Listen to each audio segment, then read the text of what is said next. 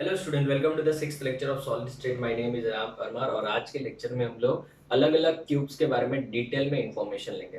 ना last lecture में मैंने आपको सिंपल क्यूब और इवन सेंटर्ड जो यूनिट सेल्स होते हैं उनके बारे में डिस्कशन करवाया था।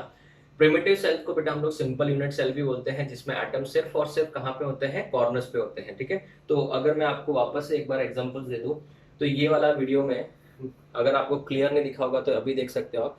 ये जो एटम्स है वो सिर्फ और सिर्फ कॉर्नर्स पे ही है, और ये जो एटम का पार्ट है बच्चों वो कितना है, सिर्फ 1/8 पार्ट ही है। ठीक है, तो इसको हम लोग सिंपल यूनिट सेल बोलते हैं।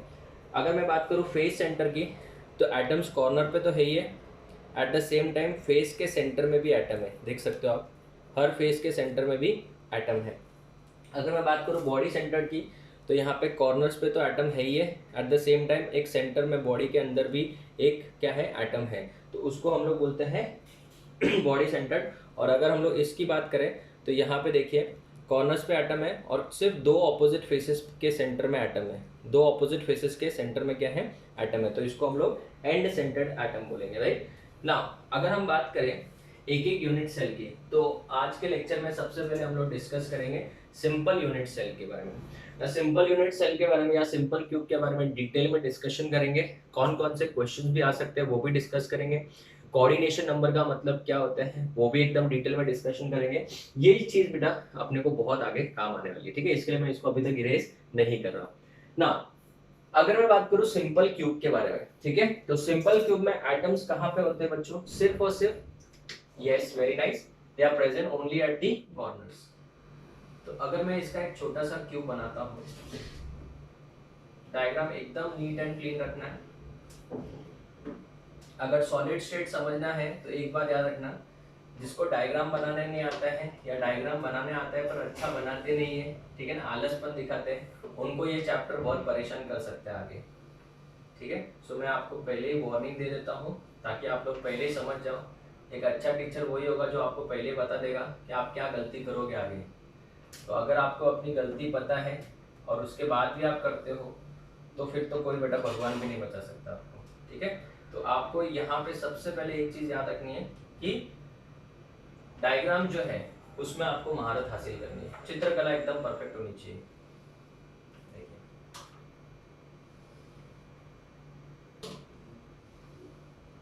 इस तरीके से आपका ये हो गया यूनिट सेल, करेक्ट। अभी इस यूनिट सेल की बात करें तो इसमें एटम सिर्फ और सिर्फ कहाँ पे होंगे बच्चों, कॉर्नर्स पे होंगे, राइट। तो कॉर्नर कितने होते हैं, टोटल 8 होते हैं। तो ये पॉइंट को कौन सा पॉइंट बोलेंगे बच्चों, लैटिस पॉइंट, याद है ना, इसका दूसरा नाम क्या था, लैटिस साइट। तो यहाँ पे atoms are present only at the corners.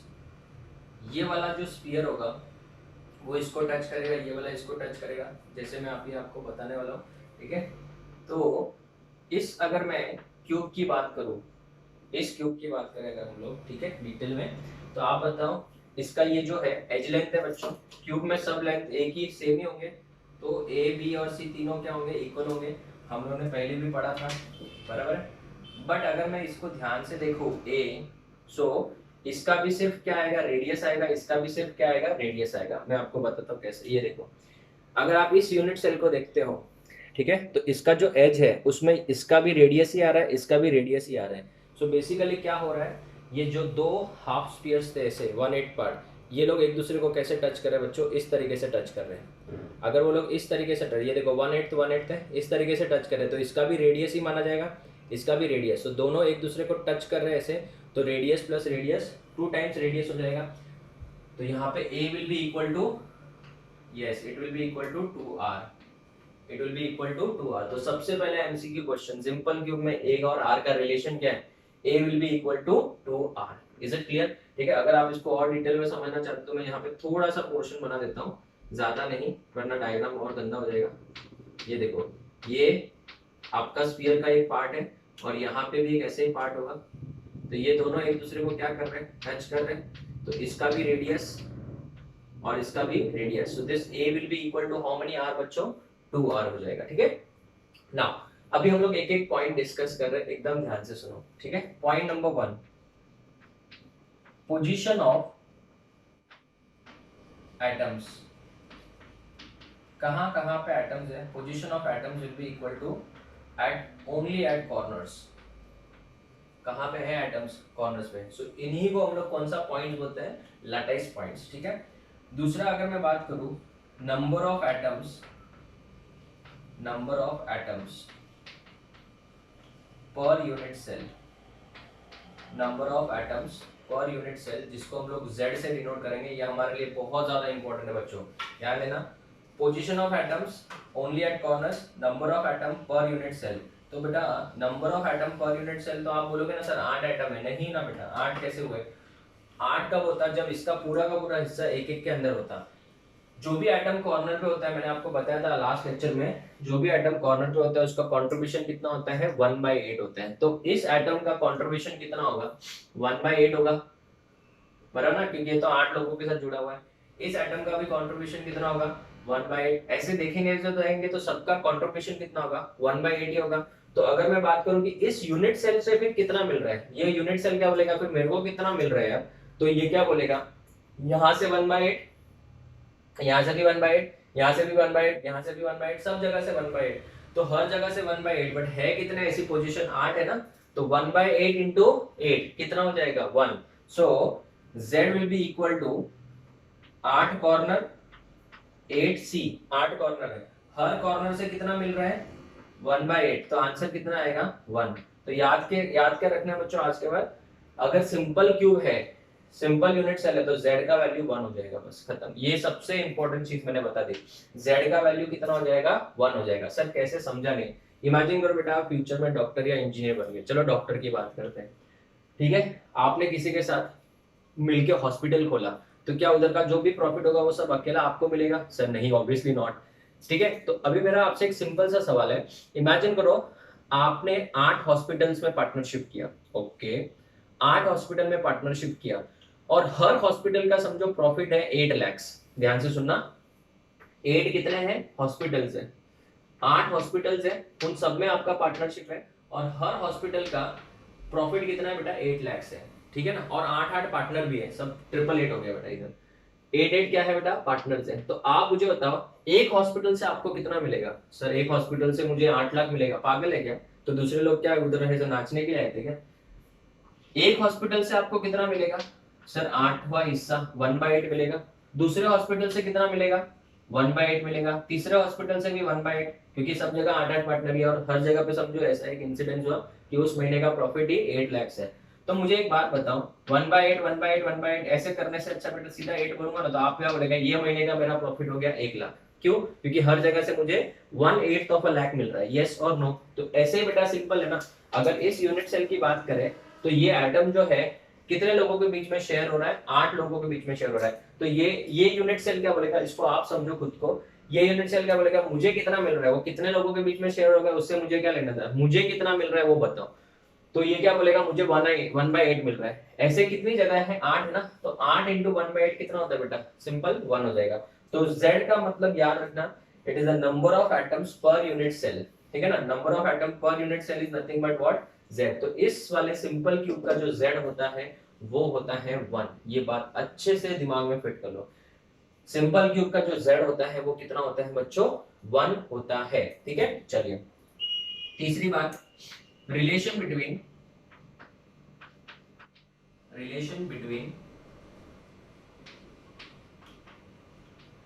A and R, A and R के बीच में रिलेशन बताओ। अगर मैं A और R के बीच में रिलेशन बताऊं, तो ये तो बेटा मैं ऑलरेडी प्रूव कर चुका हूं, क्या पढ़ा चुका हूं बेटा, कि A is equals to 2R। For a simple cube A will be equal to how much, it will be 2R। तो A का वैल्यू 2R होगा, this is very very important. अगर मैं बात करूं पॉइंट नंबर 4 की, ठीक है, so volume of cube occupied, बराबर ना। अभी ये क्यूब है पूरा, बराबर है, क्या इसका पूरा का पूरा वॉल्यूम ऑक्यूपाई हो रहा है। इस क्यूब में देखोगे तो देखो अंदर बहुत ज्यादा क्या मिल रहा है आपको, खाली जगह देखने को मिल रहा है। तो कितनी जगह ऑक्यूपाई हो रही है, कितनी जगह ऑक्यूपाई हो रही है, volume of cube occupied will be equal to volume of only one sphere. क्यों वन स्पीयर बच्चों? क्योंकि z का वैल्यू कितना है, 1 है ना। इन सबको अगर 1/8 मिला के देखेंगे तो एक ही स्पीयर बन रहा है। सो वॉल्यूम ऑक्यूपाइड मतलब कितना जगह भरा हुआ है, जगह भरा हुआ will be equal to volume of one sphere. And सबको पता है वॉल्यूम ऑफ अ स्पीयर का फॉर्मूला क्या होता है, it is 4/3 pi are cube. It is 4/3 pi are cube. जबकि वॉल्यूम अवेलेबल कितना था बच्चों, volume available, volume available will be equal to volume of cube. Cube, क्योंकि क्यूब बेटा जो पूरा वॉल्यूम अवेलेबल था उसमें से ऑक्यूपाई पूरा नहीं किया तो वो अपनी गलती थोड़ी है। तो volume of a cube is nothing but L cube. L cube मतलब यहाँ पे ए का क्यूब आएगा। तो अभी मैं आपको क्वेश्चन पूछूं कि कितना परसेंट जगह इसमें भरा हुआ है, इसको बेटा केमिस्ट्री में बोलते हैं packing efficiency. Very very important.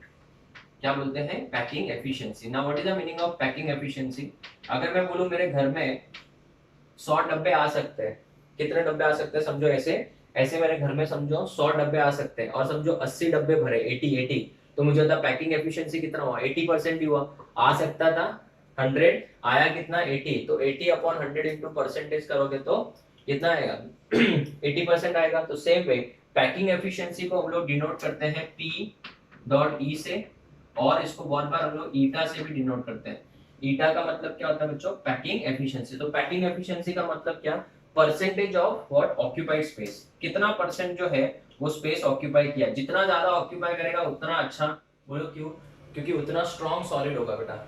जगह जितना खाली कम होगा उतना सॉलिड में क्या होता है बेटा, एम्प्टी स्पेस बहुत ही कम होता है। जितना कम होगा उतना ज्यादा वो स्ट्रॉन्ग होगा, उसकी डेंसिटी भी बढ़ जाएगी। तो पैकिंग एफिशिएंसी कैसे निकालोगे बच्चों, packing efficiency is equals to volume occupied,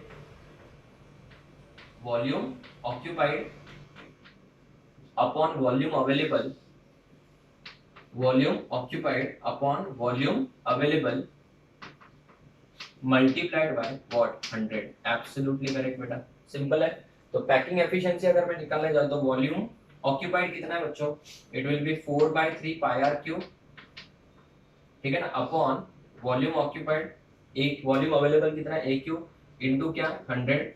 but अभी मुझे पता है बेटा एक ही जगह पे मैं 2r लिख सकता हूँ, एक ही जगह पे मैं 2r लिखूंगा तो मुझे यहाँ पे क्या मिलेगा बताओ, 4/3 pi are cube upon 8r cube into कितना 100, बराबर 8r क्यूब क्यों, क्योंकि 2r का होल क्यूब करेंगे तो 2 का क्यूब 8 और r का क्यूब r क्यूब हो जाएगा। अगर मैं इसको सॉल्व करूंगा तो मुझे आंसर आता है 0.52% आता है बच्चों। तो 52% क्या है बच्चों, 52% आपका ऑक्यूपाइड स्पेस है, बराबर है। और इसको बहुत सारे बुक्स में π/6 इंटू 100 भी लिखा गया है ना। π/6 इंटू 100 क्यों लिखा गया है सोचो जरा। अगर मैं सब कुछ सॉल्व करूंगा तो क्या बचेगा, 6 ही बचेगा। तो π/6 इंटू 100 ये है आपका क्या, पैकिंग एफिशिएंसी। मतलब 52% ही भरा हुआ है बच्चों। This is very interesting. अगर मैं देखने जाऊँ तो 52% भरा हुआ है, बाद में अगर हम लोग बात करें 48% क्या है बेटा, ऐसे ही खाली पड़ा है। तो ऐसा सॉलिड तो बेटा इतना अच्छा स्ट्रॉन्ग होगा क्या, नहीं। तो परसेंटेज ऑफ, अगर मैं बोलूं percentage of void space, void मतलब खाली जगह, तो परसेंटेज ऑफ वॉइड स्पेस कितना हो जाएगा बच्चों, it will be 100 minus 52 which is equal to 48%। तो 48% तो इसमें खाली जगह ही पड़ी है बच्चों। क्या पड़ी है, खाली जगह पड़ी है, मतलब ऐसे ही खाली पड़ा है। तो 48% खाली पड़ा है और 52% ही ये क्या है, भरा हुआ है। अगर कभी आपको एग्जाम में स्टार मार्क दे रहा हो बेटा, ये बहुत इंपॉर्टेंट है और बहुत बार टीचर्स और स्टूडेंट दोनों कंफ्यूज होते हैं। कभी अगर आपको एग्जाम में पैकिंग फ्रैक्शन पूछ ले, पैकिंग फ्रैक्शन ना, पैकिंग फ्रैक्शन का मतलब होता है बच्चों मल्टीप्लाई बाय 100 वाला पार्ट हटा दो। तो मल्टीप्लाई बाय 100 वाला पार्ट हटा देंगे तो π/6, तो इसका बेसिकली आंसर आता है, पॉइंट परसेंटेज हटा दो बस, बेसिकली और कुछ नहीं, 0.52। फ्रैक्शन तो बेटा मैक्स टू मैक्स कितना, उसका रेशियो का आंसर 1 होना चाहिए, ठीक है। तो क्योंकि फ्रैक्शन है बेटा, पैकिंग फ्रैक्शन 1 से ज्यादा कैसे हो सकता है, मतलब जितना जगह अवेलेबल था उससे ज्यादा कैसे भर सकता है, तो 1 से ज्यादा नहीं हो सकता। तो यहाँ पे कितना है 0.52 है, मतलब परसेंटेज वाला पार्ट हट गया।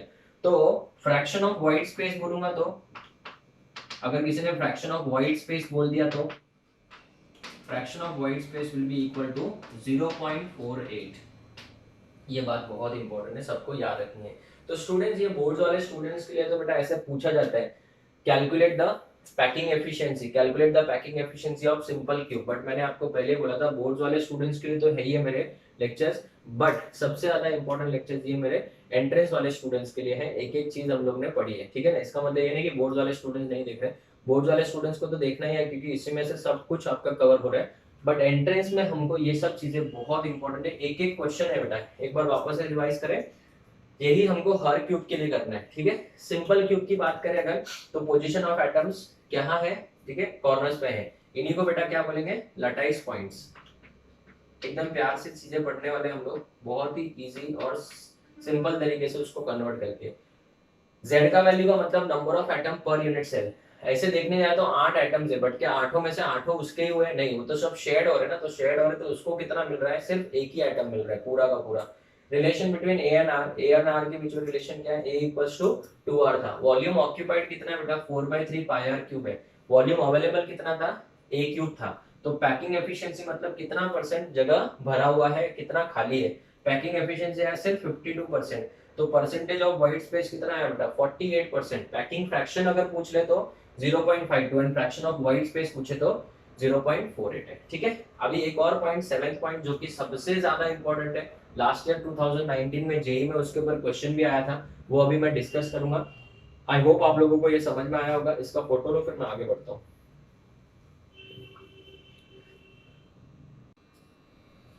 Okay students, so the last point is coordination number, बराबर ना। कोऑर्डिनेशन नंबर, और इसी को हम लोग अभी हम लोग ने ये तो बहुत डिटेल में कहाँ पढ़ा है, कोऑर्डिनेशन कंपाउंड में कोऑर्डिनेशन नंबर की कितने कोऑर्डिनेट बॉन्ड बना रहा है लिगैंड सेंट्रल मेटल एटम के साथ, और total number of coordinate bonds form by all the ligand with the central metal atom. Coordination number यहाँ पे भी सेम कुछ उसी तरीके से थे, कितने एटम्स उससे डायरेक्टली जुड़े हुए हैं। और इसी को बेटा हम लोग केमिस्ट्री में नियरेस्ट नेबर भी बोलते हैं, नियरेस्ट नेबर्स, ठीक है ना। अभी ये जो है बेटा जेई 2019 में भी आया था इसका क्वेश्चन, 18 में भी देखा गया था। तो ये है क्या एग्जैक्टली बहुत बार स्टूडेंट्स इसमें कंफ्यूज रहते हैं, और जो बच्चे यूएसएस भी फॉलो कर रहे हैं वो लोग भी बेटा वहाँ पे एक टेबल दिया हुआ है, उसको लिटरली रट्टा मारते हैं, उनको पता ही नहीं ये चीज है क्या, ठीक है ना। तो अभी मैं आपको एक सिंपल सा एग्जांपल देता हूँ, ध्यान से सुनो, ठीक है। बेसिक समझाने के लिए यहाँ पे रफ वर्क कर रहा हूँ, ये हम लोग को लिखना नहीं है, ध्यान से सुनो। इमेजिन करो बेटा कहीं पे बहुत सारे लाइन से बंगलो है ऐसे, ठीक है, बंगलो की बात हो रही है, अच्छी बात है, ठीक है। इमेजिन करो बेटा यहाँ पे कुछ पर्टिकुलर नंबर ऑफ बंगलोज है, ये 1 है, ये 2 3 4 5 6 7 8 और समझो 9 बंगलोज है, करेक्ट है। इमेजिन करो बेटा राम सर जो है वो बंगलो नंबर 5 में रहते हैं। यहाँ पे कौन रहता है बेटा, राम सर। अगर राम सर इस बंगलो में रहते हैं नंबर 5 में, इमेजिन करो बेटा मैं कहीं पे मार्केट में खड़ा हूँ, बराबर है, वहां पे मैं किसी मेरे रिलेटिव से बात कर रहा हूँ, ध्यान से सुना बच्चों, मैं मेरे रिलेटिव से बात कर रहा हूँ, और समझो बंगलो नंबर 4 वाला आ गया, वहां पे दिख गया, और समझो मुझे बता रहे कैसे हो राम सर, कैसे हो, मैं बात करने लग गया, तो मेरा रिलेटिव बोला कौन है ये, तो मैं बोला ये तो मेरा नेबर है। क्या है ये, नेबर है, नेबर ही बोलूंगा ना बच्चों, ये 4 वाले को क्या बोलूंगा, नेबर है। वही टाइम जब बात कर रहा था तब बेटा 6 वाला भी आ गया, तो बेटा उस मेरा रिलेटिव बोला ये कौन है, तो मैंने बोला ये भी मेरा नेबर है। तो बेसिकली अगर मैं बात करूं तो 4 और 6 मेरे लिए क्या है बेटा, नेबर्स ही है ना, तो नेबर है। वही कंसेप्ट इधर भी है, सिखाता ही नहीं है ऐसा कोई, बराबर से ध्यान से देखना। अगर मैं बात करूं, समझो वो टाइम में 7th वाला भी आ गया, तो 7th वाले को क्या बोलेगा, मेरा नेबर नहीं है क्या, ये भी तो मेरा नेबर ही है ना। तो 7th और 6 में क्या फर्क है, 6 वाला जो है वो मेरा नियरेस्ट नेबर है, उसके दीवार, उसके घर की जो दीवार है और मेरी दीवार देखो कॉमन है, आए ना, तो कॉमन है मतलब टचिंग हुआ ना, तो जो भी एकदम बाजू में होगा, जो टच हो रहा है, जो टच हो रहा है उसको बेटा हम लोग नियरेस्ट नेबर बोलेंगे, और उसी को बेटा हम लोग केमिस्ट्री में कोऑर्डिनेशन नंबर भी बोलते हैं। टच हो रहा है मतलब कोऑर्डिनेट बॉन्ड बन रहा है, जैसे टच हो रहा है, इसमें कोऑर्डिनेट बॉन्ड नहीं, टच हो रहा है, राइट। अभी ये जो 7th वाला, इसको क्या बोलूंगा सर, इसको तो आप नियरेस्ट नेबर नहीं बोल सकते, नियरेस्ट नेबर तो मेरा वही है 6th वाला। अगर 7th को कोई पूछ ले तो मैं क्या बोलूंगा, ये मेरा नेक्स्ट नियरेस्ट नेबर है। ओके, समझा समझा, नेक्स्ट नियरेस्ट नेबर। अगर मेरे को 8th वाले के बारे में कोई पूछेगा तो मैं क्या बोलूंगा, next to next next to next nearest neighbour, इस तरीके से। तो बच्चों मुझे बताओ फोर्थ वाला क्या है, मेरा घर कौन सा है, 5वां है, तो फोर्थ वाला मेरे लिए क्या है सर, उसके बंगले की दीवार और आपके बंगले की दीवार सेम है, तो ये आपका नियरेस्ट नेबर। नियरेस्ट नेबर को क्या बोलते हैं, कोऑर्डिनेशन नंबर, टचिंग वाला पार्ट, राइट। अगर मुझे किसी ने पूछना बताओ 3 वाला कौन है, तो मैं क्या बोलूंगा, नेक्स्ट नियरेस्ट नेबर। फिर अगर मुझे 2 वाला किसी ने पूछ लिया तो next to next nearest neighbour. फिर अगर मुझे 1 वाला किसी ने पूछ लिया तो next to next nearest neighbour, बराबर है। जेई एडवांस में भी हमको सिर्फ यहाँ तक ही है, नेक्स्ट नियरेस्ट नेबर तक, सिर्फ और सिर्फ नेक्स्ट नियरेस्ट नेबर तक ही है। बट मैं आपको ट्रिपल एंड 5 टाइम्स है वो भी सिखाऊंगा बेटा, एकदम इजी करके बताऊंगा, ऐसे बताऊंगा कि आपको डाउट भी नहीं आएगा और आपको लगेगा ये तो इतना इजी है तो क्यों नहीं आ सकते एग्जाम में। बट इस सिखाने का ही तरीका है बेटा वैसे, कि आपको इसमें डाउट आएगा ही नहीं। तो अभी मैं आपसे एक सिंपल सा सवाल पूछता हूँ, ध्यान से देखना आप लोग, एकदम अच्छे से कंसेप्ट वाइज पढ़ेंगे। अगर मैं आपको बोलूं कि वहां पे मेरा घर जो था वो रेफरेंस पॉइंट था, तो कोई ना कोई तो रेफरेंस पॉइंट लेना पड़ेगा। तो इमेजिन करो बेटा ये रेफरेंस पॉइंट है, ठीक है ना, ये राम सर का घर है, तो इसको मैं मार्क कर देता हूं 1, इसको मैंने मार्क कर दिया 1, ये हो गया 2, ये हो गया 3, ये हो गया 4, ये हो गया 5, ये 6, ये 7, ये 8, किसी भी तरीके से नंबर करो कोई फर्क नहीं पड़ता है। तो मुझे बताओ ये एटम कौन सा एटम है, सर ये तो रेफरेंस एटम है। ऐसा आपको कोई भी बुक्स में लिखा हुआ दिखेगा नहीं, मैं बहुत ही इंपॉर्टेंट और बहुत ही कंसेप्चुअल पढ़ा रहा हूँ बच्चों, ध्यान से सुनना एक एक चीज को। इसको बेटा हम लोग कौन सा एटम बोलेंगे, रेफरेंस एटम बोलेंगे ना। इसी से हम लोग को सबको डिस्टेंस क्या करना है, मेजर करना है, बराबर है। चलो स्टार्ट कर रहे हैं अभी। अगर हम लोग, अभी मुझे एक बात बताओ, सबसे पहले जिनको नहीं पता है वो लोग अच्छे से सुन ले कि अगर कोई क्यूब है, remember for any cube, for any cube, ठीक है बच्चों, बोर्ड पे ध्यान देना, फॉर एनी क्यूब, अगर एज का लेंथ क्या है, अगर एज का लेंथ a है, तो जो फेस डायगोनल होगा, कौन सा डायगोनल बच्चों, फेस डायगोनल, फेस डायगोनल का वैल्यू कितना होगा, √2a होता है। ये सबको पता होना चाहिए, नहीं पता है तो याद कर लो, ठीक है ना। क्यूब का डायगोनल, जिसको हम लोग बॉडी डायगोनल बोलते हैं, बॉडी डायगोनल जो होता है उसका वैल्यू होता है √3। आपने 10th स्टैंडर्ड में मेंसुरेशन में पढ़ा होगा, बॉडी डायगोनल का वैल्यू कितना होता है, √3 होता है। अभी मैं आपको बताता हूँ कैसे। इमेजिन करो ये क्यूब दिख रहा है आपको, यस। अभी अगर मुझे बताओ ये वाला वैल्यू कितना है, a है, ये वाला वैल्यू भी a है, तो इस वाले को क्या बोलोगे आप, सर इस वाले को क्या बोलेंगे हम लोग, ये तो बॉडी डायगोनल हुआ कि फेस डायगोनल हुआ, सर ये तो फेस डायगोनल है। तो अगर ये a है और ये भी a है, तो पाइथागोरस थ्योरम अप्लाई करो, ये 90 डिग्री है, तो ये कितना हो जाएगा, √2a हो जाएगा कि नहीं हो जाएगा। तो बच्चों ये √2a क्या है, फेस डायगोनल है। अगर मुझे किसी ने पूछ लिया कि बॉडी डायगोनल बताओ, बॉडी डायगोनल कहां से होगी, ये कॉर्नर को ये कॉर्नर से ज्वाइन करेंगे, तो ये बॉडी डायगोनल, मैंने प्रीवियस लेक्चर में बताया था, बॉडी डायगोनल का वैल्यू होता है √3a। कितना होता है बच्चों, √3a। तो याद कर लो सब लोग मेरे साथ में, फॉर एनी क्यूब, बहुत इंपॉर्टेंट चीज बताया मैंने, remember this, for any cube edge length जो है अगर a है, तो उसका फेस डायगोनल का वैल्यू कितना होगा, √2a होगा, और बॉडी डायगोनल का वैल्यू कितना होगा, √3a। अभी मैं आपसे सवाल पूछ रहा हूं कि रेफरेंस एटम कौन सा है, 1 है, ठीक है ना। तो रेफरेंस एटम जो है इसको तो बेटा गिनना ही नहीं है, क्योंकि यहां से कंपेयर इससे तो कर रहे हैं ना। रेफरेंस एटम अगर 1 है, 1 को अगर मैं रेफरेंस एटम मान ला हूं, ठीक है, तो बताओ बचे कौन कौन से एटम्स, सर 2 बचा, 4 बचा, सॉरी 2 बचा, 3 बचा, 4 बचा, 5 6 7 8, करेक्ट है। अभी मेरा आपसे एक सिंपल सवाल है, क्या 1 से 2 जो है वो किस डिस्टेंस पे है, बराबर है। एक बार अच्छे से मैं यहाँ पे लिख देता हूँ, चलो 1 से जो 2 है वो किस डिस्टेंस पे है बच्चों, सर 1 से 2 जो है वो a डिस्टेंस पे है। तो मैं आपसे एक सिंपल सवाल पूछ रहा हूँ, ये तो रेफरेंस एटम 1 हुआ, अगर मैं किसी को पूछूं कि 2 जो है वो किस डिस्टेंस पे है, a डिस्टेंस पे है, करेक्ट ना। अरे समझ रहे हैं कि नहीं समझ रहे हैं, ये 2 जो है वो a डिस्टेंस पे है, तो क्या 4 भी तो a डिस्टेंस पे ही है, हाँ। सो 2 और 4 सेम डिस्टेंस पे है, क्या मुझे होता 5 भी तो सेम डिस्टेंस पे ही है, देखो a डिस्टेंस पे ही है ना, ये सब एज लेंथ क्या हो गए बेटा, a ही हो गए। तो कौन कौन से एटम सेम डिस्टेंस पे हैं, 2 4 and 5, they are present at dash distance a distance, they are present at dash distance a distance, ठीक है। अगर मैं आपको पूछूं 2 4 5 हो गया।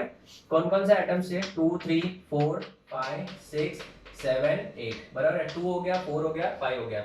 अभी मुझे बताओ बच्चों, 3 जो है वो कौन सी जगह पे पड़ा है? सर 3 तो फेस डायगोनल है। कौन सा डायगोनल है बच्चों? फेस डायगोनल है। देखो ना 3, 1 से 3 कौन सा डायगोनल है? फेस डायगोनल है। ये देखो, ये 1 है और ये 3 है। देख लो 1 और 3, ये कौन सा डायगोनल हुआ बेटा? Face diagonal. सो 3 जो है it is present at face diagonal. Sir 3 के जैसा 6 भी तो फेस डायगोनल पे, देखो 6 वाला पीछे वाले फेस के डायगोनल पे। तो 3 और 6 और भी तो कोई फेस डायगोनल पे होगा। सर 8 भी तो फेस डायगोनल पे, देखो 8। अगर मैं 8 की बात करूं तो 8 भी किधर है? फेस डायगोनल पे ही है। तो ये सब फेस डायगोनल पे प्रेजेंट है। और अगर मैं बात करूं इनका डिस्टेंस कितना होगा? √2a होगा। करेक्ट। अभी बचा कौन सा फिर? 3 भी हो गया, 6 भी हो गया, 8 भी हो गया, तो अभी बचा सिर्फ 7 है। तो 7 जो है बेटा वो कहाँ पे है? सर वो तो बॉडी डायगोनल पे प्रेजेंट है। तो अगर बॉडी डायगोनल पे प्रेजेंट है तो बॉडी डायगोनल का डिस्टेंस कितना होता है बच्चों? √3a होता है। अरे हाँ ना तो बोलो, √3a होता है। तो अभी मुझे एक बात बताओ, ये क्या है? 1a है। करेक्ट। इसका अगर मैं वैल्यू निकालने जाऊं तो 1.414a आएगा। इसका अगर मैं वैल्यू निकालने जाऊं तो 1.732a आएगा। और इसका वैल्यू तो मैं वापस लिखने के लिए लिख रहा हूं, खाली 1a आएगा। तो मुझे आपसे एक सिंपल सा सवाल पूछना था, अगर a का मतलब मैं बोलूं 1 किलोमीटर, a का मतलब 1 किलोमीटर है समझो, तो मुझे बताओ बेटा इसका आंसर कितना आएगा? 1 किलोमीटर। इसका आंसर 1.414 किलोमीटर, इसका आंसर 1.732 किलोमीटर। तो बेटा मुझे बताओ 1 के सबसे करीब कौन है? अरे बोलो, 1 के सबसे करीब होगा कौन सा? 2 4 5 होगा। 1 के सबसे करीब होगा 2 4 5, फिर उससे थोड़ा दूर 3 6 8, फिर उससे और दूर 7 होगा। तो जो सबसे करीब है उसी को तो बेटा हम लोग क्या बोलते हैं? Coordination number. इसी को बेटा हम लोग नियरेस्ट नेबर भी बोलेंगे। हाँ, उससे थोड़ा दूर सबसे करीब है, जो सबसे करीब होता है उसको क्या बोलते हैं? कोऑर्डिनेशन नंबर या फिर नियरेस्ट नेबर। ठीक है, उससे थोड़ा दूर गया तो अपन क्या बोलेंगे? Next nearest neighbour. JEE advance खत्म, जेई एडवांस खत्म। फिर अगर मैं और थोड़ा दूर जाऊं तो next to next nearest neighbour. एकदम सिंपल। आई होप समझ में आई होगी बात सबको। तो अभी मुझे अगर आपसे क्वेश्चन पूछना है कौन सा क्यूब के बारे में बात हो रही है बच्चों? ये सिंपल क्यूब के बारे में हो रही है। अगर ये बात सिंपल क्यूब के बारे में हो रही है, इसको टेबल के फॉर्म में दे रहा हूं मैं आपको, ध्यान देना। 1 सेकेंड।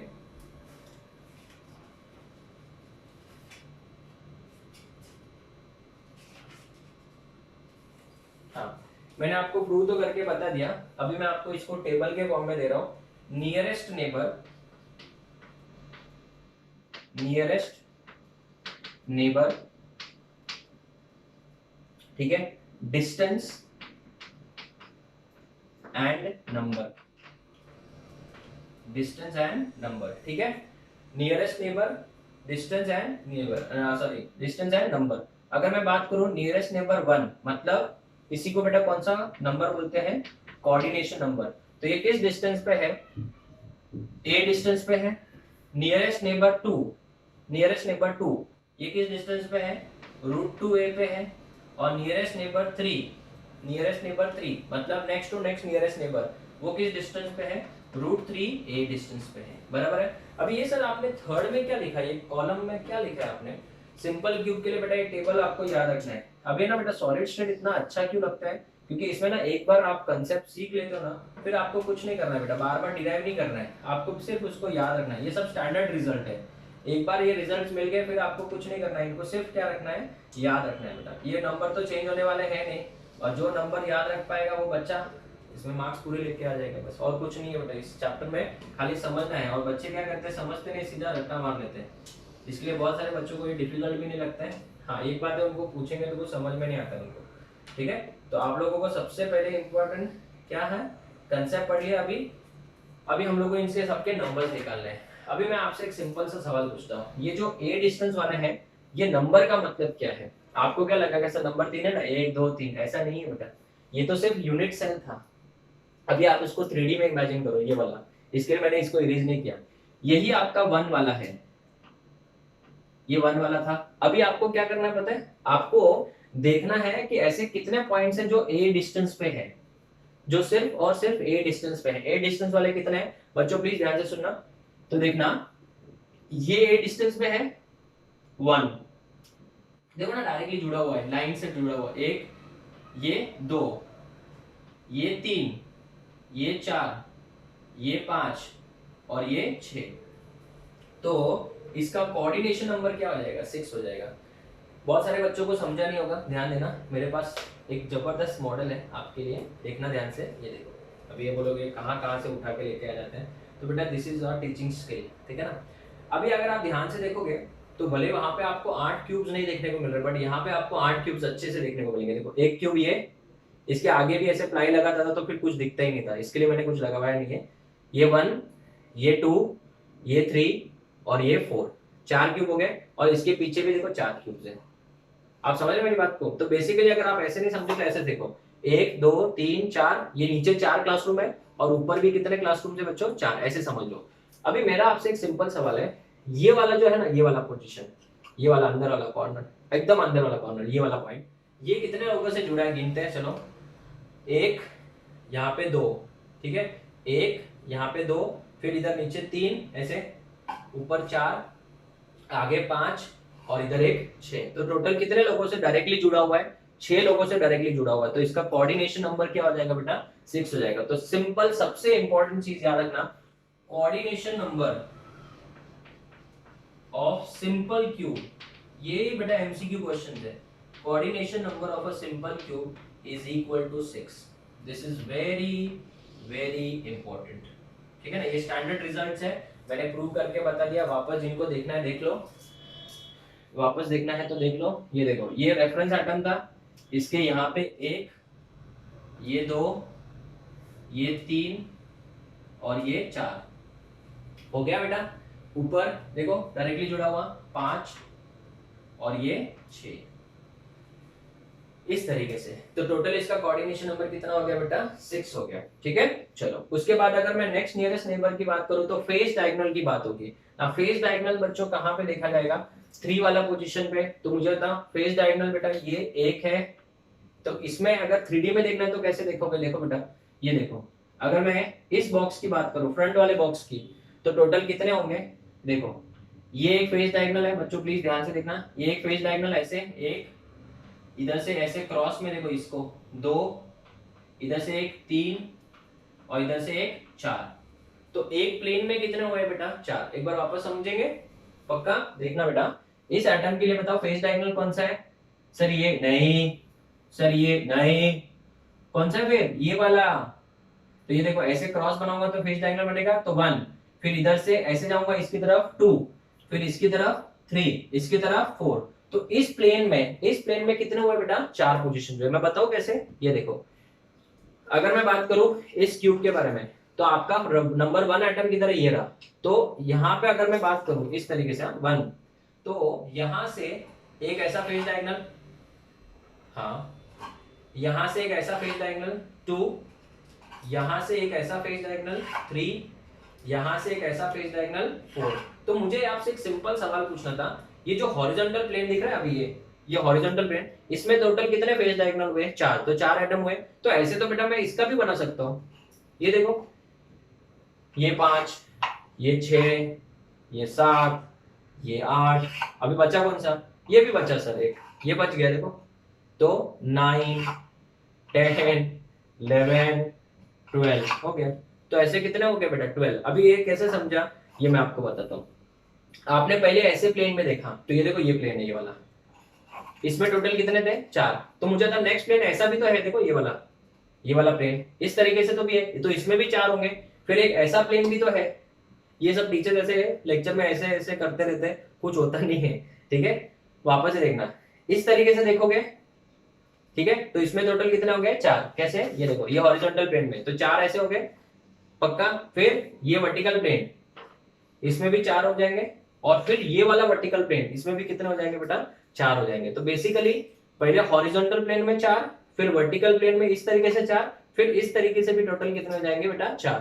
तो टोटल कितने हो जाएंगे बेटा, 12 हो जाएंगे। तो याद रखना, नेक्स्ट नियरेस्ट नंबर कितने हो जाएंगे बेटा, 12, जो √2a डिस्टेंस पे है, ठीक है। याद रखना, आगे के लेक्चर्स में भी काम आएगा।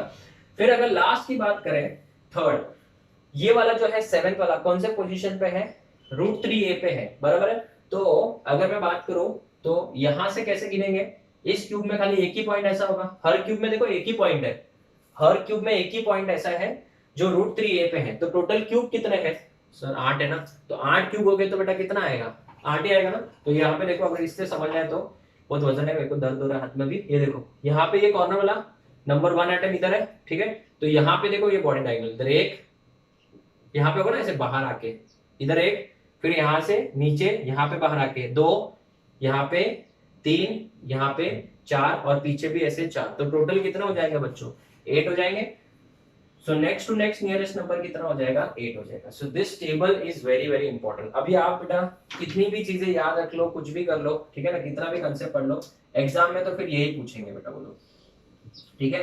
तो अगर आपको याद है तो आप टिक कर लोगे, नहीं याद है तो बेटा फिर आपको बाजू वाले के ऊपर भरोसा करना पड़ेगा कि उसने भी सही लिखा होगा।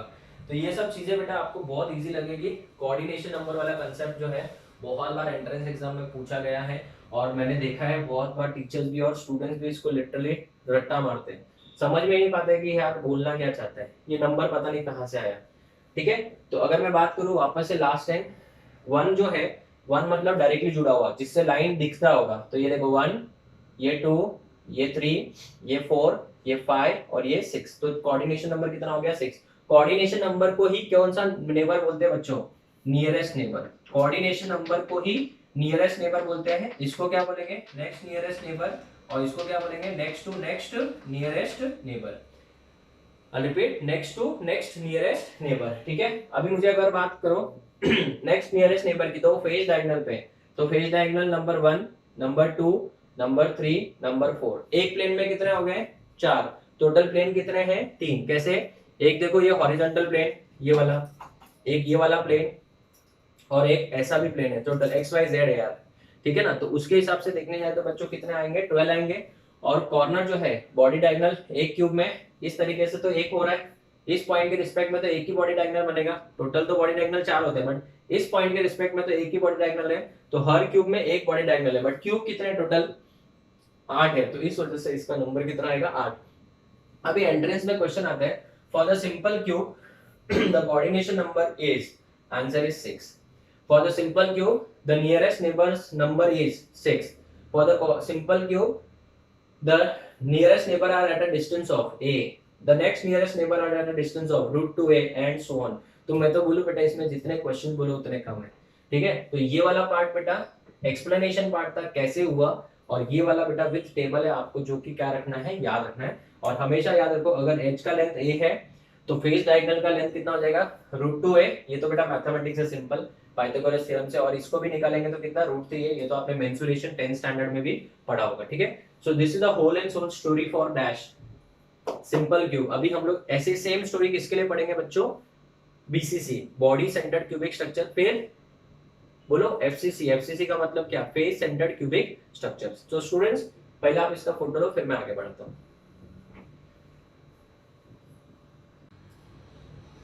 Okay students, so the second one is BCC, that is body centered cubic cell, right? Now इसमें कॉर्नर्स पे तो एटम्स होंगे होंगे, एक एटम कहाँ पे होगा बच्चों, बॉडी के सेंटर में भी होगा, ठीक है। तो मैं इसको अलग कलर से शो कर रहा हूँ, बट एटम सेम ही है वो, बराबर है। ये देखो, तो एक बॉडी के सेंटर में भी क्या है, एक एटम है, राइट। तो ये जो बॉडी सेंटर वाला एटम है बच्चों, ध्यान देना, एकदम इंपॉर्टेंट है। बॉडी सेंटर वाला जो एटम है वो इन चारों कॉर्नर्स को टच कर रहा है, इन चारों कॉर्नर्स को भी टच कर रहा है, मतलब ये कॉर्नर और कॉर्नर एक दूसरे को टच नहीं कर रहे। अगर आप देखना चाहो तो एक बार देख लो, I don't know whether it is visible और नॉट। ये देखिए, ये जो है अंदर एक बॉडी के सेंटर में एटम है, ये जो ऊपर वाले स्पीयर्स है वो इसको टच कर रहे हैं, बट ये दोनों एक दूसरे को टच नहीं कर रहे, देखो बीच में गैप है। तो इसका मतलब क्या हुआ कि कॉर्नर वाले एटम एक दूसरे को टच नहीं कर रहे हैं, ठीक है। मैं इसका फोटो भी आपको डिस्क्रिप्शन में भी दे दूंगा, फोटो इमेज अपलोड भी कर दूंगा, डोंट वरी।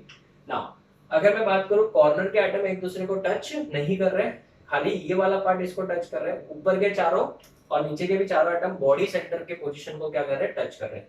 तो सबसे पहला पॉइंट क्या आता है हमारा नोट्स में, पोजीशन ऑफ लटाइस, और पोजीशन ऑफ क्या, एटम्स लिख देंगे, कहाँ कहाँ पे एटम्स है, corners plus body centre, corners plus body centre. Second, value of Z मतलब number of atoms per unit cell, number of atoms per unit cell which is also known as Z. तो Z का calculation कैसे करेंगे, 8 तो corner है और body centre तो definitely एक ही होता है, और सबको पता है कॉर्नर का कंट्रीब्यूशन कितना होता है बच्चों, सर 1 होता है कि 1/8 होता है, 1/8 होता है, ठीक है, और बॉडी सेंटर का 1 होता है, राइट। तो जेड का वैल्यू निकालेंगे 8 corner into 1/8 plus 1 body centre into 1, तो that will be equal to 2। तो इसका z का वैल्यू जो हो जाएगा बच्चों कितना हो जाएगा, 2 हो जाएगा। तो सिंपल क्यूब का z का वैल्यू 1 था, बॉडी सेंटर का 2 है, ठीक है। आगे बढ़े, third, relation between A and R, relation between A and R, A और आर के बीच में रिलेशन। अभी ए इक्वल्स टू 2r मत लिखना, दोनों टच नहीं हो रहे, क्यों, क्योंकि वो तो बेटा बॉडी सेंटर को टच कर रहा है ना, तो बॉडी सेंटर को टच कर रहा है तो दोनों को एक साथ में टच नहीं कर पाएगा वो, तो बॉडी सेंटर को अगर टच कर रहा है तो फिर ए इक्वल टू 2r मत लिखना, A is not equal to 2r। अभी मैं आपसे एक सिंपल सा सवाल पूछता हूँ, ये देखो, अगर मैं ये बॉडी डायगोनल बनाऊं, ध्यान देना बच्चों, ये बॉडी डायगोनल बनाऊं, तो ये बॉडी डायगोनल का लेंथ कितना है सर, √3 है, सबको पता ना body diagonal, so √3a will be equal to, बताओ इसका सिर्फ क्या गिना जाएगा, रेडियस, इसका पूरा का पूरा डायमीटर और इसका भी रेडियस, पता है ना क्यों, क्योंकि अगर मैं बॉडी डायगोनल की बात करूं तो वो इस तरीके से होगा बॉडी डायगोनल, ठीक है, बोर्ड पे ध्यान देना बच्चों। तो यहाँ पे ये फर्स्ट पॉइंट है और ये सेकेंड पॉइंट है, तो बच्चों इसका तो सिर्फ क्या गिना जाएगा, रेडियस गिना जाएगा, इसका भी सिर्फ रेडियस ही गिना जाएगा, और इसका बेसिकली क्या गिना जाएगा बच्चों, डायमीटर, इस तरीके से, ठीक है। ये देखो, ये स्फीयर तो पूरा अंदर ही है ना, जबकि ये वाला पार्ट तो ऐसे जाएगा, तो यहाँ पे रेडियस गिना जाएगा, यहाँ पे 2 टाइम्स रेडियस आएगा, 2r मतलब डायमीटर ही होता है, और यहाँ पे r आता है। तो बेसिकली √3a का जो डिस्टेंस है बच्चों, जिसको आप √3a ही मान रहे हो, वो बेसिकली है क्या sir, it is nothing but 4r। √3a will be equal to, √3a will be equal to 4r, ठीक है। So √3a will be equal to 4r, correct है। सो अगर मैं बोलूं a will be equal to क्या, 4r bye √3, बराबर है। अभी बेटा नीट 2020 में क्वेश्चन आया था सर, नीट 2020, अभी मैं तो वीडियो लेक्चर रिकॉर्ड कर रहा हूँ आज, ठीक है। आज बेटा कौन सी तारीख है, आज 14 सितंबर है, ठीक है ना, 14 सितंबर 2020। अभी आपके पास ये वीडियो कब पहुंच रहा है आई डोंट नो, कल ही नीट का पेपर हुआ था 13 सितंबर 2020, कोरोना की वजह से डिले हुआ था। तो उसमें एक क्वेश्चन आया था कि अगर बॉडी सेंटर्ड क्यूबिक स्ट्रक्चर में ए का वैल्यू 288 पिकोमीटर है, ए का वैल्यू कितना है 288 पिकोमीटर है, तो बताओ आर का वैल्यू कितना होगा। बस इतना सा ही क्वेश्चन था बेटा, इतना सा ही क्वेश्चन था, बोलो आर का वैल्यू कितना होगा, ऐसे क्वेश्चन पूछा था। तो बेटा मुझे बताओ, आर का वैल्यू क्वेश्चन मार्क था, ठीक है।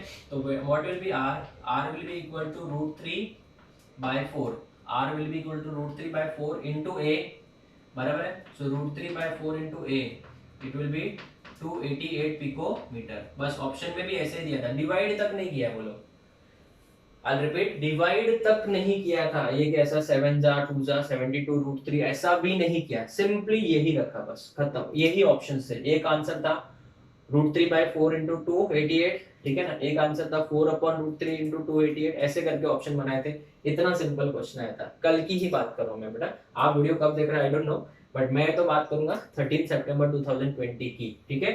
तो relation between A and are I hope आपको समझ में आ गया, a is equals to 4r/√3 और √3a is equals to 4r, ऐसे भी याद रख सकते हो। नेक्स्ट, अगर मैं बोलूं वॉल्यूम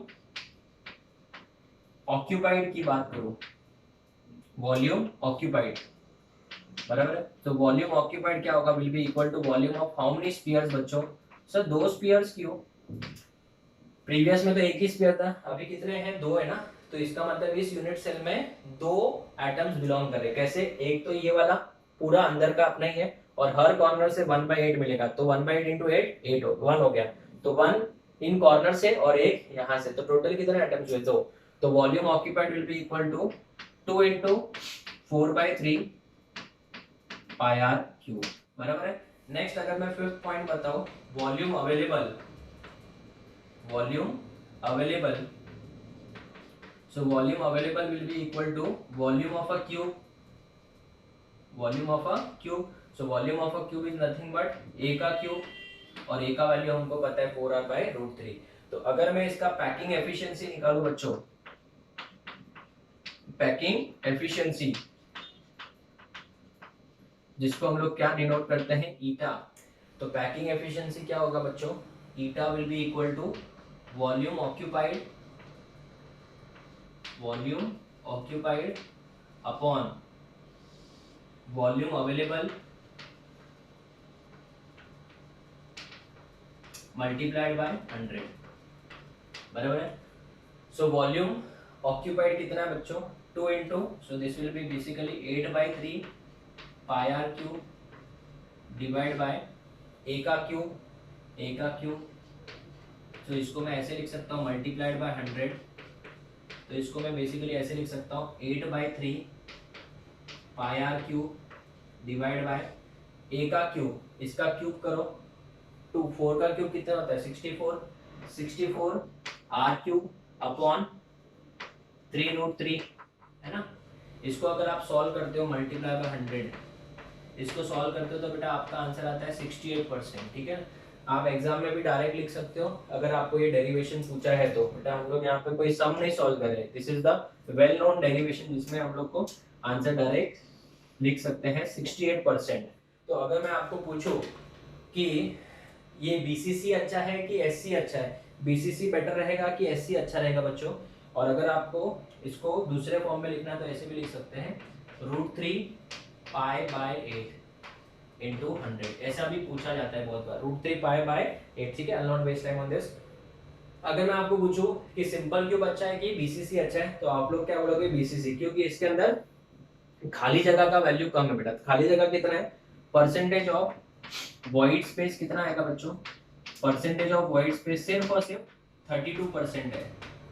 क्यों, क्योंकि वहां पे बेटा 48% खाली जगह पड़ी थी, जितनी जगह खाली होगी उतना बेटा अनस्टेबल हो जाएगा क्रिस्टल, ठीक है। तो अभी मुझे बताओ, अगर मैं आपको पैकिंग फ्रैक्शन पूछूं तो पैकिंग फ्रैक्शन बच्चों, तो पैकिंग फ्रैक्शन में बेटा क्या करना है, बस ये परसेंटेज हटा देना, तो 68 है तो 0 पॉइंट क्या हो जाएगा 68 हो जाएगा, बराबर है ना। Packing fraction of wide space, fraction of wide space, तो 0.32 हो जाएगा। फ्रैक्शन ऑफ वाइड स्पेस की बात करें तो आंसर आ जाएगा 0.32 हो जाएगा, एकदम सिंपल।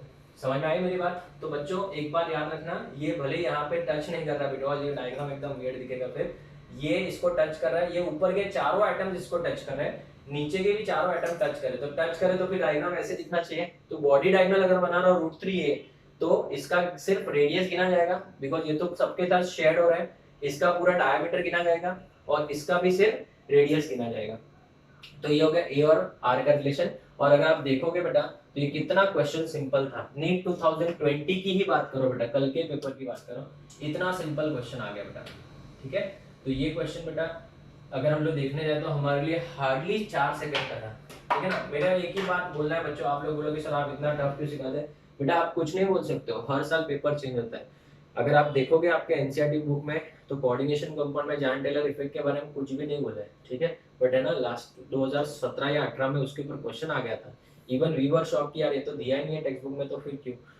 तो स्टूडेंट्स आप लोग नोट्स को फॉलो करिए, 1-2 दिन के बाद एक वीडियो बनाऊंगा जिसमें मैं बताऊंगा कि नीट में पेपर में कितने questions as it is from the notes आए थे मेरे नोट्स में से, ठीक है। लास्ट ईयर की बात करें तो 45 क्वेश्चन में से 35 क्वेश्चन तो as it is from the notes थे, as it is from the notes, ठीक है। ये साल भी बहुत सारे क्वेश्चंस थे बट वो एक वीडियो में बना के आपको बताऊंगा एग्जैक्टली कौन कौन से क्वेश्चंस थे, ठीक है।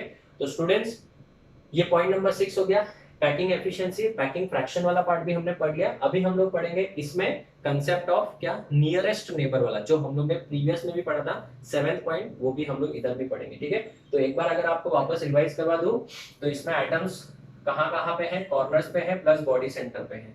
8 कॉर्नर पे 1/8, एक बॉडी सेंटर 1, तो z का वैल्यू 2। प्लीज याद रखना है सब कुछ।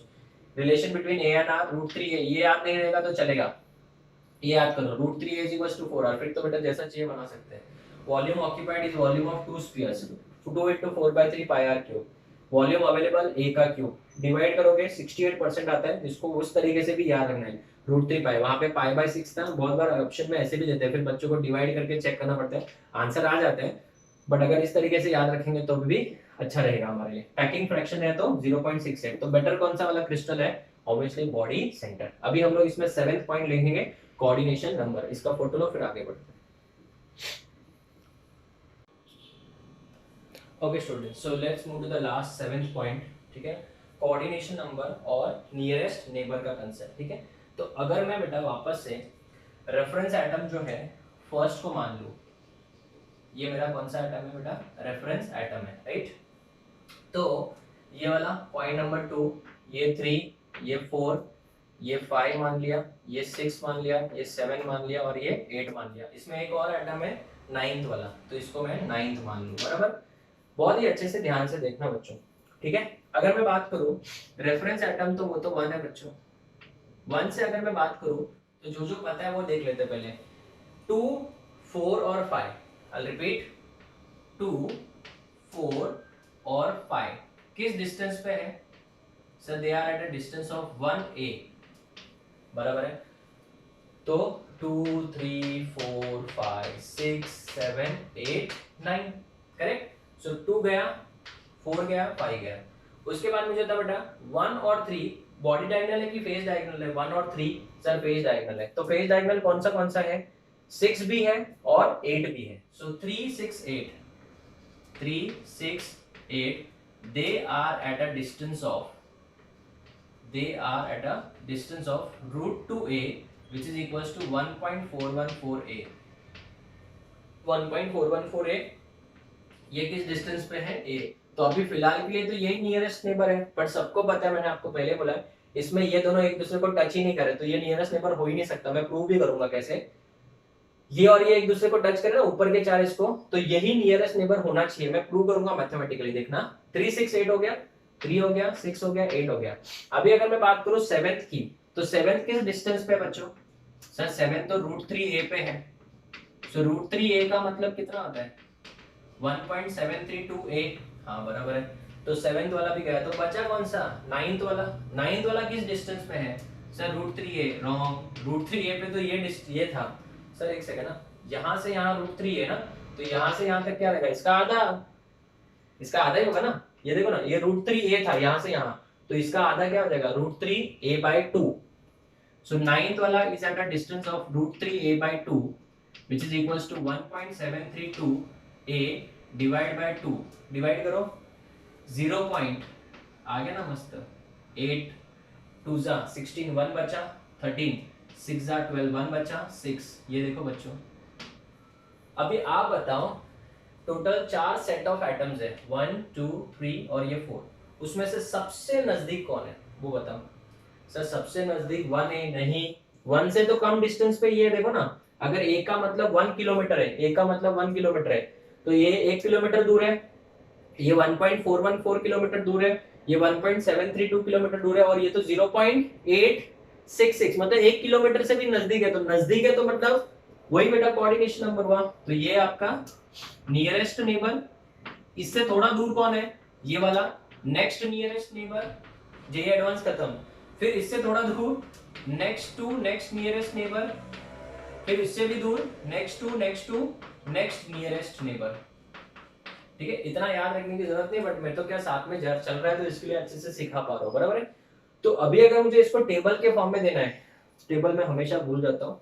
ठीक है, भूल जाता हूँ इन द सेंस क्या, भूल जाता हूँ क्या क्या लिखना है टेबल में, कॉलम में।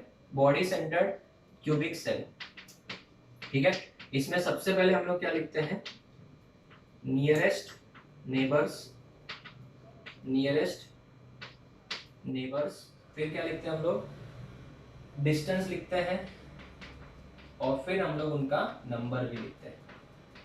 बराबर बच्चों लोग? तो बताओ इसमें बेटा टोटल 3 नहीं 4 लिखूंगा मैं। नियरेस्ट नेबर 1 जिसको कौन सा नंबर बोलते हैं, कोऑर्डिनेशन नंबर भी बोलते हैं। फिर 2 जिसको हम लोग एन एन एन बोलेंगे। फिर 3 और फिर 4 जिसको n/5 जिसको n/4 बोलेंगे। जैसा लिखना लिख सकते हैं। अभी आप बताओ नियरेस्ट नेबर 1 जो है ये वाला, ये नियरेस्ट नेबर वाला कोऑर्डिनेशन नंबर किस डिस्टेंस पे है, √3a/2। √3a/2 यही तो एमसीक्यू क्वेश्चन है, और क्या है, कुछ नहीं। 2 second number, this is at the distance of 1a। ये किस डिस्टेंस पे है, √2a। और ये किस डिस्टेंस पे है बताओ, √3a। बराबर है। अभी मैं आपको एक अच्छी चीज बोलूं, बोलो हाँ सर। ये पता है सबको 1a डिस्टेंस वाले कितने होते हैं, 6 होते हैं। पता है प्रीवियस लेक्चर में भी बताया था। ये देखो, ये 1, ये 2, ये 3, ये 4, ये 5 और ये 6। परफेक्ट है। इसके कितने थे पता है, 12 थे। हाँ याद आ रहा है। पता है एक प्लेन में 4 थे, प्रीवियस लेक्चर में ये लेक्चर में पढ़ा था। और इससे ऐसे प्लेन में भी 4 और ऐसे प्लेन में भी 4 थे, तो टोटल 12 हो गए। और ये तो सबको पता है 8 ही थे। बराबर है। तो सर इसका जो नियरेस्ट नेबर है, कोऑर्डिनेशन नंबर है, वो कितना होगा। कोऑर्डिनेशन नंबर, मुझे एक बात बताओ, हर क्यूब में कितने बॉडी सेंटर है। सर हर क्यूब में एक बॉडी सेंटर है। ऐसे क्यूब कितने हैं, 8। हो गया आंसर 8। सर सिंपल है। ऐसा समझा नहीं सर आपने, फटाफट से पूछ लिया, हमने ध्यान ही नहीं दिया। तुम लोग सही में ना शॉर्ट टर्म मेमोरी लॉस हो। लॉस मतलब शॉर्ट टर्म मेमोरी लॉस। देखो मैंने क्या बोला, ध्यान से सुनो। इस क्यूब में, ठीक है, इस क्यूब में बॉडी सेंटर कितना है, एक। बेसिकली बॉडी सेंटर वाला ही है ना बच्चों, बॉडी सेंटर वाला ही नियरेस्ट नेबर है। तो इस क्यूब में एक बॉडी सेंटर है। ऐसे क्यूब कितने हैं, 8 है ना। तो ये वाला पॉइंट इसके बॉडी सेंटर को भी टच करेगा, इसके बॉडी सेंटर को भी टच करेगा, पीछे वाले को भी और ये क्रॉस वाले को भी। तो टोटल नीचे वाले प्लेन में 4 हो गए, ऊपर वाले प्लेन में भी 4 होंगे। कैसे सर बताओ, ये देखो, ये समझो बॉडी सेंटर है, यहाँ पे अपना एटम है, तो ये बॉडी सेंटर यहाँ पे है। इसको टच करेगा ये वाला ऐसे, करेक्ट, ये टच करे इसको, फिर इधर भी तो टच करेगा, इधर भी होगा ऐसे बॉडी सेंटर, इधर भी होगा, इधर भी होगा, पीछे 4 है और इधर भी होगा 1, 6, 7 और 8। तो टोटल हो गया ना 8। तो याद क्या रखना बच्चों, याद ये नहीं रखना कि अरे बहुत अच्छा है ये सब, इससे कोई नहीं होना बेटा, ये सब भावना है बेटा, कुछ नहीं। अपने को याद ये रखना है, फॉर बीसीसी कोऑर्डिनेशन नंबर, जिसको हम लोग नियरेस्ट नेबर भी बोलते हैं, इसका नंबर है 8। बराबर है। ये चीज याद रखनी है बच्चों, coordination number for BCC is 8। और मैं इसको दूसरे तरीके से भी प्रूव करूं, ये देखो, इस एटम को ऊपर वाले 4 टच कर रहे हैं, हाँ, नीचे वाले 4 भी टच कर रहे हैं, तो टोटल कितने लोग टच कर रहे हैं, 8 ना। तो वो ना coordination number 8। Is it clear बच्चे लोग। तो स्टूडेंट्स आज के लेक्चर में अगर आप ध्यान से देखो तो मैंने 2 ही यूनिट सेल के बारे में डिटेल में डिस्कशन कर लिया। एक तो कौन सा था, सिंपल क्यूब था, और एक कौन सा था बच्चों, बॉडी सेंटर। ना नेक्स्ट लेक्चर में मैं आपको फेस सेंटर्ड वाला, और उसी में मैं आपको एचसीपी हेक्सागोनल क्लोज पैकिंग, इसके बारे में भी बताऊंगा। वो 2 हम लोग नेक्स्ट लेक्चर में डिस्कस करेंगे। एचसीपी की अगर बात करें, हेक्सागोनल क्लोज पैकिंग की, तो ऐसा हमारे लिए वो इतना इंपॉर्टेंट नहीं है। हेक्सागोनल क्लोज पैकिंग इस तरीके से होता है, वो ऐसा हमारे लिए इतना इंपॉर्टेंट नहीं है, पर फिर भी मैं तो डिटेल में बताऊंगा बच्चों, ठीक है। तो हम लोग नेक्स्ट लेक्चर में मिलेंगे। इस लेक्चर के भी एंड में कोई वर्कशीट नहीं है, थोड़े टाइम के बाद ही वर्कशीट दूंगा ताकि एमसीक्यू भी ज्यादा हो। और नेक्स्ट लेक्चर में हम लोग बेटा स्टार्ट करेंगे एफसीसी से, ठीक है। एफसीसी एंड एचसीपी दोनों कंप्लीट करेंगे। Till then thank you students, I hope आप लोगों को समझ में आ रहा है। ये जो पिक्चर्स है, इनके फोटोज भले वीडियो में इतना अच्छे क्लियर नहीं है, तो मैं इनके प्रॉपर फोटोज खींच के अपलोड कर दूंगा, हाँ, डिस्क्रिप्शन में भी डाल दूंगा। Is it clear. So will meet in the next lecture with the discussion, detailed discussion of what FCC, that is face centered cubic cell, and HCP मतलब hexagonal close packing. Till then, thank you students, take care.